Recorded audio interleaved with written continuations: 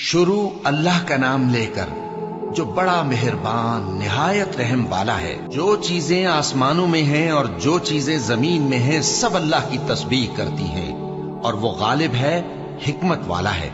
وہی تو ہے جس نے کفار اہل کتاب کو پہلی لشکر کشی پر ہی ان کے گھروں سے نکال دیا۔ مسلمانوں، تمہارے خیال میں بھی نہ تھا کہ وہ نکل جائیں گے، اور وہ لوگ یہ سمجھے ہوئے تھے کہ ان کے قلعے ان کو اللہ کے عذاب سے بچا لیں گے، مگر اللہ نے ان کو وہاں سے آ لیا جہاں سے ان کو گمان بھی نہ تھا، اور اس نے ان کے دلوں میں دہشت ڈال دی کہ اپنے گھروں کو خود اپنے ہاتھوں اور مومنوں کے ہاتھوں سے اجاڑنے لگے۔ تو اے بصیرت کی آنکھیں رکھنے والو، عبرت حاصل کرو۔ اور اگر اللہ نے ان کے بارے میں جلا وطن کرنا نہ لکھ رکھا ہوتا تو ان کو دنیا میں بھی عذاب دے دیتا، اور آخرت میں تو ان کے لیے آگ کا عذاب تیار ہے ہی۔ یہ اس لیے کہ انہوں نے اللہ اور اس کے رسول صلی اللہ علیہ وآلہ وسلم کی مخالفت کی، اور جو شخص اللہ کی مخالفت کرے تو اللہ اسے سخت عذاب دینے والا ہے۔ مومنوں، کھجور کے جو درخت تم نے کاٹ ڈالے یا ان کو ان کی جڑوں پر کھڑا رہنے دیا، سو یہ اللہ کے حکم سے تھا، اور اس سے مقصود یہ تھا کہ وہ نافرمانوں کو رسوا کرے۔ اور اے مسلمانوں، جو مال اللہ نے اپنے پیغمبر کو ان لوگوں سے جنگ کے بغیر دلوایا ہے، اس میں تمہارا کچھ حق نہیں، کیونکہ اس کے لیے نہ تم نے گھوڑے دوڑائے نہ اونٹ، لیکن اللہ اپنے پیغمبروں کو جن پر چاہتا ہے غالب کر دیتا ہے، اور اللہ ہر چیز پر قادر ہے۔ جو مال اللہ نے اپنے پیغمبر صلی اللہ علیہ وآلہ وسلم کو بستیوں والوں سے دلوایا ہے، وہ اللہ کے اور پیغمبر کے اور پیغمبر کے قرابت والوں کے اور یتیموں کے اور حاجت مندوں کے اور مسافروں کے لیے ہے، تاکہ جو لوگ تم میں دولت مند ہیں انہی کے ہاتھوں میں نہ گردش کرتا رہے، اور جو چیز تم کو پیغمبر صلی اللہ علیہ وآلہ وسلم دیں وہ لے لو، اور جس سے منع کریں اس سے باز رہو، اور اللہ سے ڈرتے رہو، بے شک اللہ سخت عذاب دینے والا ہے۔ اور ان ضرورت مند مہاجروں کے لیے بھی جو اپنے گھروں اور مالوں سے خارج اور جدا کر دیے گئے ہیں، جو اللہ کے فضل اور اس کی خوشنودی کے طلبگار اور اللہ اور اس کے پیغمبر کے مددگار ہیں، یہی لوگ سچے ہیں۔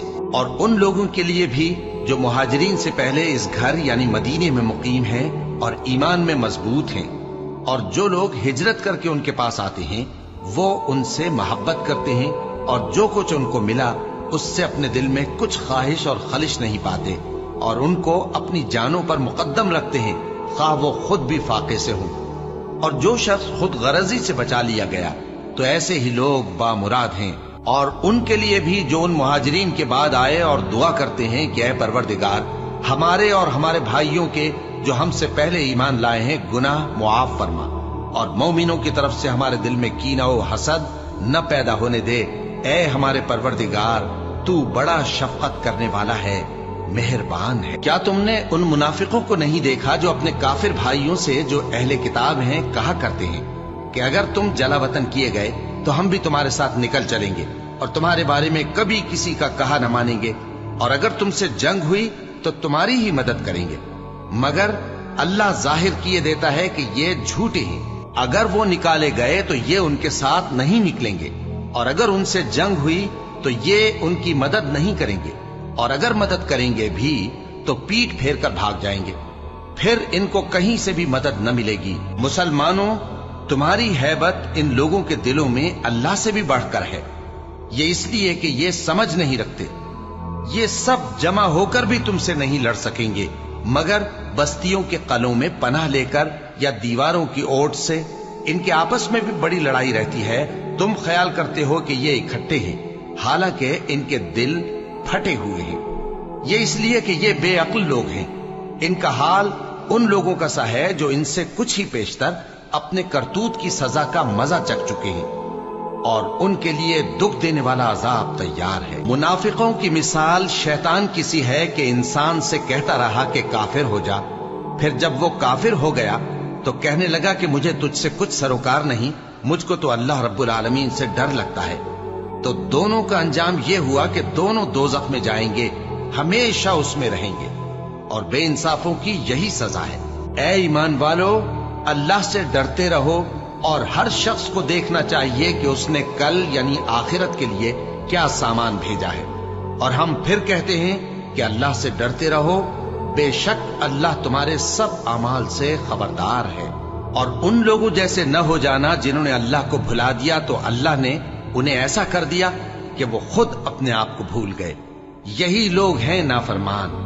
اہل دوزخ اور اہل بہشت برابر نہیں، اہل بہشت ہی کامیابی حاصل کرنے والے ہیں۔ اگر ہم یہ قرآن کسی پہاڑ پر نازل کرتے تو تم اس کو دیکھتے کہ اللہ کے خوف سے دبا اور پھٹا جاتا ہے۔ اور یہ مثالیں ہم لوگوں کے لیے بیان کرتے ہیں تاکہ وہ غور کریں۔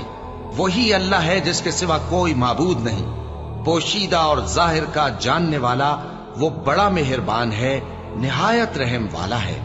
وہی اللہ ہے جس کے سوا کوئی عبادت کے لائق نہیں، بادشاہ حقیقی، ہر عیب سے پاک، سلامتی دینے والا، امن دینے والا، نگہبان، غالب، زبردست، بڑائی والا۔ اللہ مشرکوں کے شرک سے پاک ہے۔ وہی اللہ تمام مخلوقات کا خالق، ایجاد و اختراع کرنے والا، صورتیں بنانے والا، اس کے سب اچھے سے اچھے نام ہیں۔ جتنی چیزیں آسمانوں اور زمین میں ہیں سب اس کی تسبیح کرتی رہتی ہیں، اور وہ غالب ہے، حکمت والا ہے۔